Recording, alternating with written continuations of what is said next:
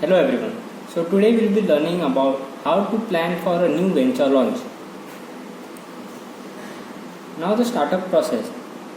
Now first of all, whenever an entrepreneur is starting with a new business, he should be well conversant with the priorities and the facilities that are there for an entrepreneur.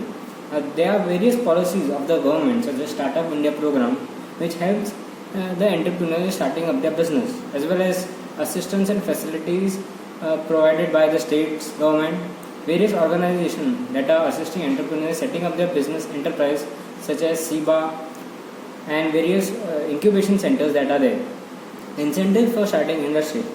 So whenever a particular industry has been started in the backward regions or the rural regions, the state governments gives them the higher subsidies in order to promote the industrial development in the rural areas. As well as entrepreneurs should know various licensing and registration that are required in order to start a business, and the policies and regulations that are needed if he is importing or exporting any of his goods. Now first step is project identification. Now project identification begins with what the objectives are. That is, what is that you want to accomplish when you set up your business. Okay, first of all you must be clear, okay, what the objectives are. Then we have to assess what are the strengths of the business and what are the weaknesses. Okay, so this is the process of looking within yourself. Okay, this is what I am good at, okay, this is what I am strong at, and these are the weak points that are there in my business. So whenever I am selecting a project, I will select a business according to the strengths and the weaknesses that are there. So then you have to look outside to the world markets. So when you're looking at the market, you are seeing for opportunities, okay, or threats which may come, okay, due to new products or the new businesses entering into the market. So here basically what we are doing is SWOT analysis: strength, weakness, opportunities and threats. So on the basis of this analysis, okay, we are going to select the businesses. So depending upon the strengths that I have, under this possible opportunities, okay, under this possible market threats, what kind of projects are possible. So the next step is project formulation. Now it is a step-by-step investigation and development of a project. Okay, this process involves joint efforts of a team. Now, if a project is very well formulated, it will be very easy to get financial assistance by the various enterprises that are there, such as banks, venture capital, angel investors and so on. Okay. Now in project formulation, you have to see certain things. Feasibility analysis. Now here it will help you in determining whether the project is feasible or not, or whether it is worth proceeding or not. Okay. So it evaluates whether the project, whether there is future prospects of this project, okay, within the limitations that are present. This will help you to arrive at a decision to proceed further or to stop it or to go to some other business idea. Okay. Techno-economic analysis.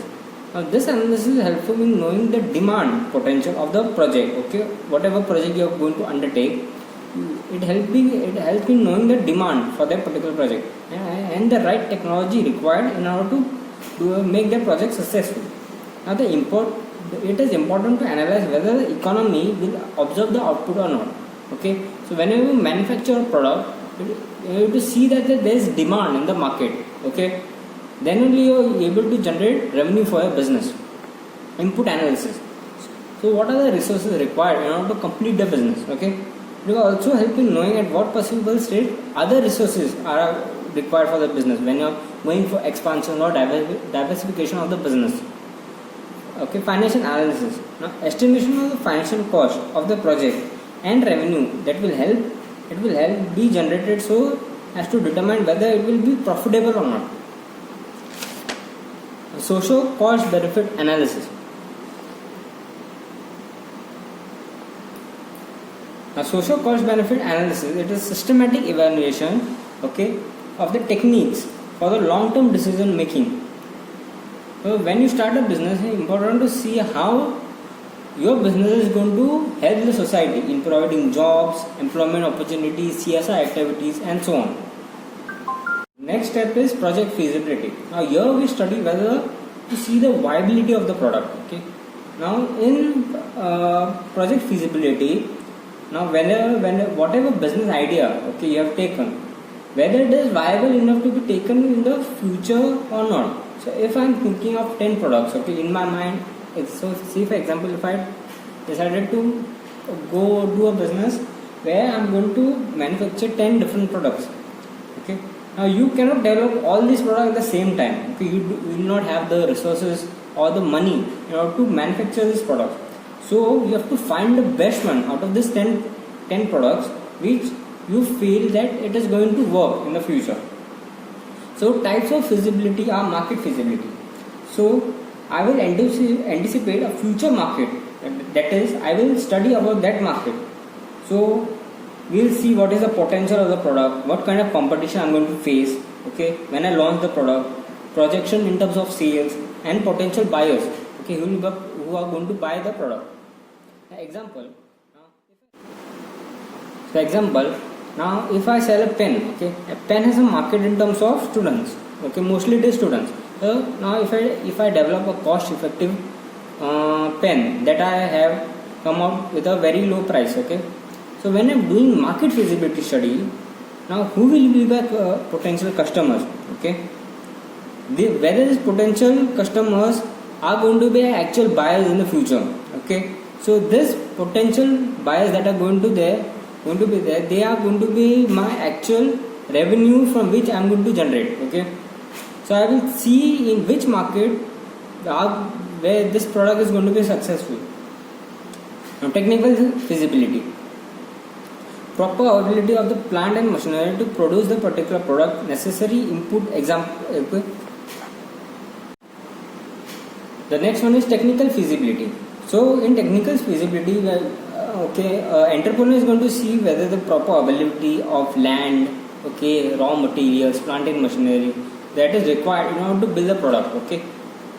Various skills, technical skills, manpower, transportation and communication are present in the particular location or not, okay. So economic viability. So in economic viability, we will see the market potential of the business that are going to undertake. See the demand for the product and the projected future demand, okay. So we have to estimate the cost and volume profit relationship. So it will help in knowing what will be the potential sales volumes and profit volume at a different price level. A market survey. So after we have decided what product is going to be produced, then we have to anticipate the demand of the product. So here we have to do a market survey in order to understand where the possible demands are. So you can do a market survey by using primary or secondary data, okay. Market survey also help in knowing where the product can be successful, or in which market the product can be successful, or which locality the product can be successful. So the market survey is a very crucial step when you are starting a new business enterprise. Next step is break-even analysis.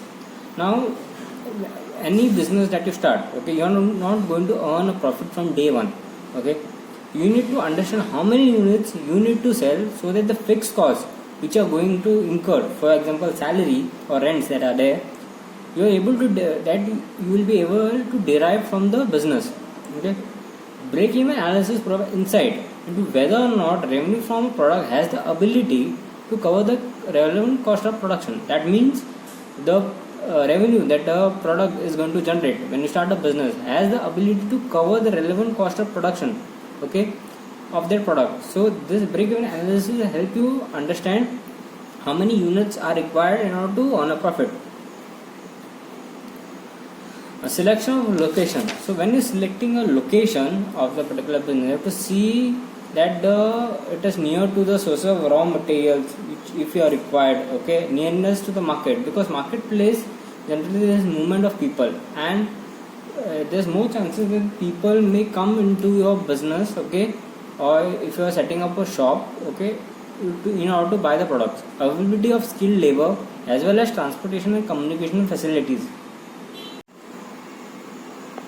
Now permanent registration. Now provisional registration meant to enable the entrepreneur to take the necessary steps to bring the unit into existence, whereas the permanent registration is given when the business starts its operation. So whenever the entrepreneur has to take all the necessary steps to establish the unit. Then only he can apply for the permanent registration.